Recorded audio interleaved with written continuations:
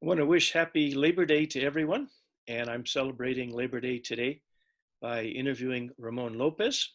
Ramon and I have become friends over the last year through our common interest in the American Solidarity Party. He has been very supportive of me in my campaign for president. Ramon is the district sustainability engineer for the California Department of Transportation here in the Central Valley. He serves on the Planning Commission for the City of Madera. He's formerly the vice chair of the Madera Transit Advisory Board. He was recently selected as president-elect of the Central Valley Professional Engineers of California Government. And congratulations on that, and happy Labor Day, Ramon. Thank you very much. I'm happy to be invited to chat with you. My first question, I would like for you to just kind of give us your estimate of what the challenges are in the labor movement today.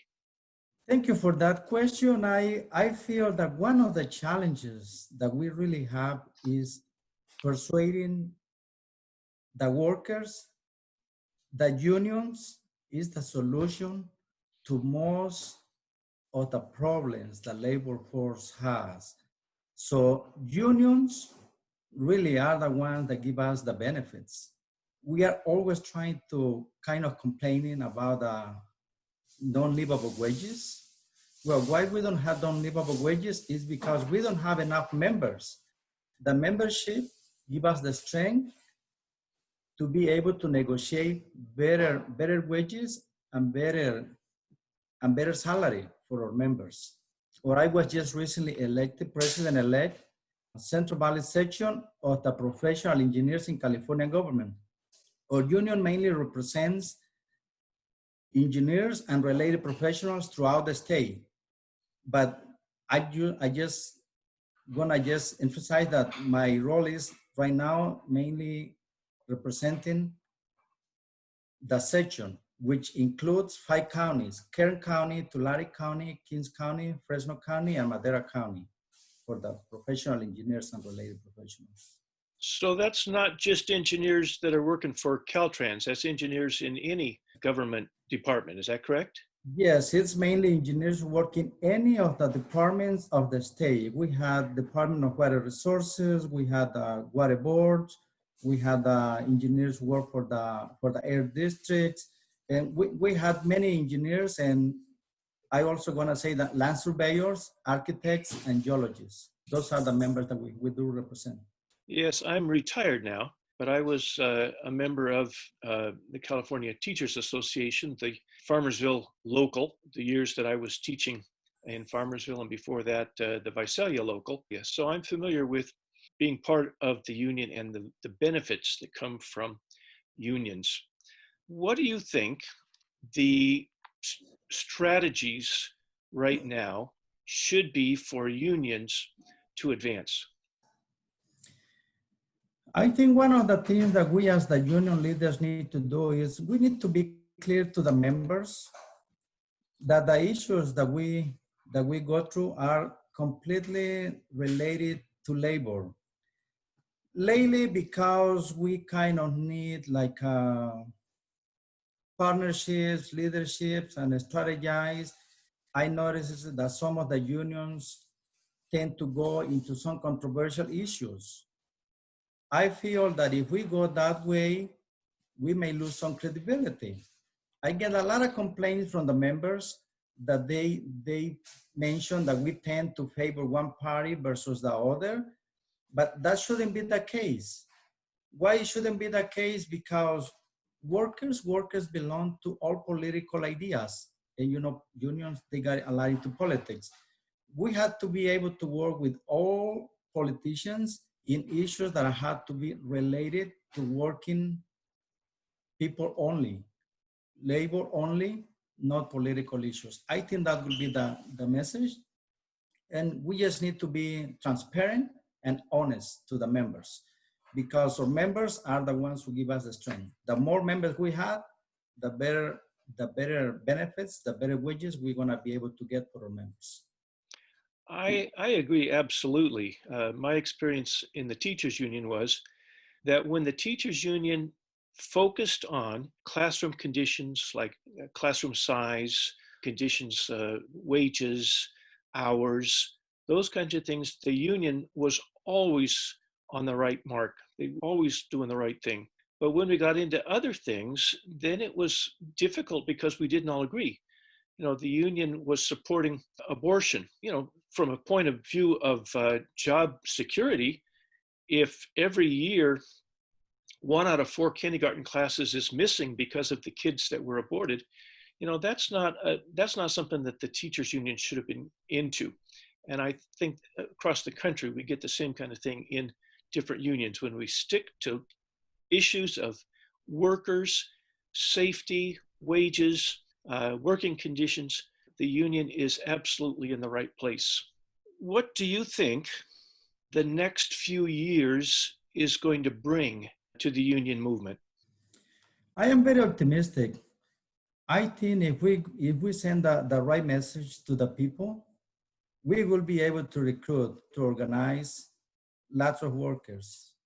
Why? Because workers, they are seeing the need. They notice the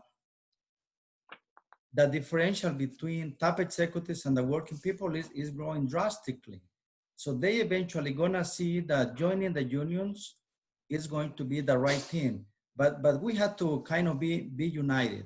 So if we go the right way, if we concentrate on issues strictly related to working issues, wages, I think that we're gonna be able to recruit and we're gonna be able to negotiate good salaries, good benefits for the people.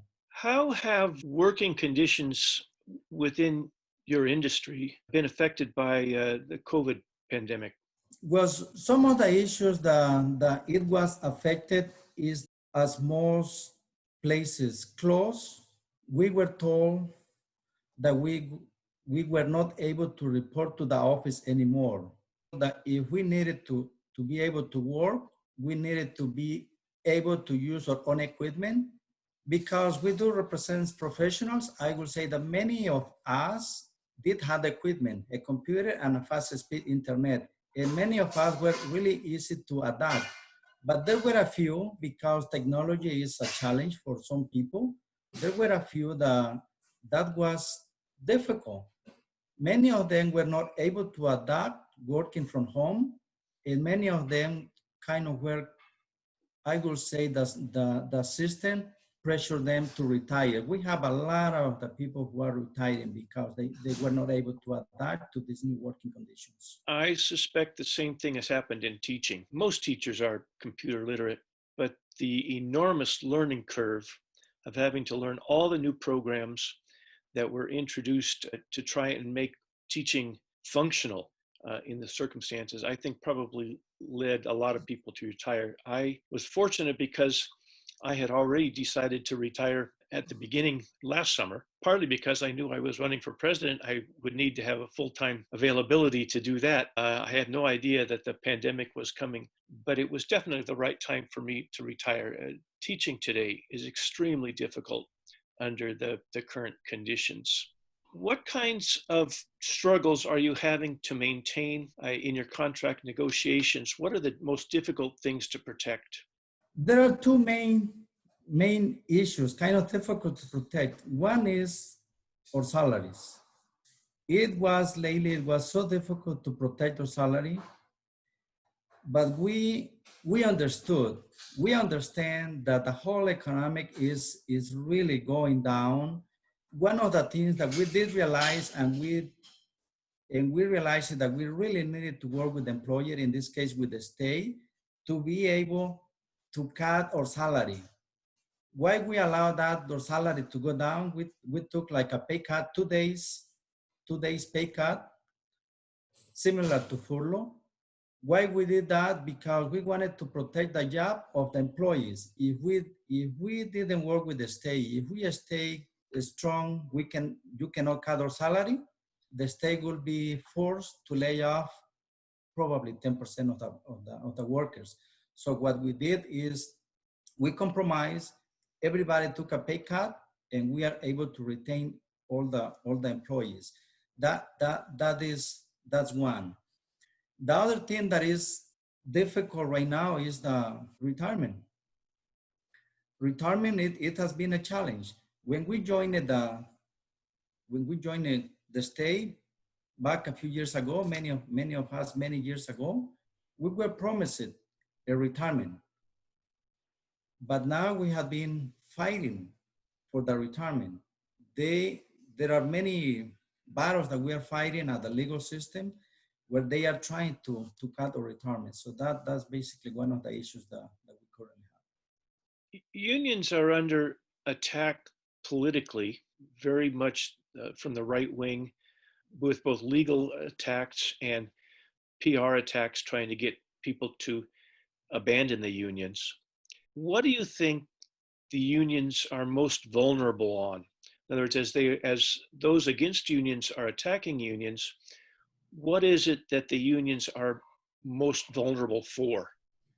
Lately, what I noticed, kind of seen it from the federal level, how the three systems have been kind of concentrating into supporting the president. I don't really see the Congress with exercising the power they have, the judicial system. They are kind of all of them kind of going to the president. I feel that if one strong leader, governor, president, have a lawsuit, I feel that the judges may tend to support that leader. And I feel that one of these days we can lose a battle at the court, because some of the court rulings, I feel that they are really very partisan.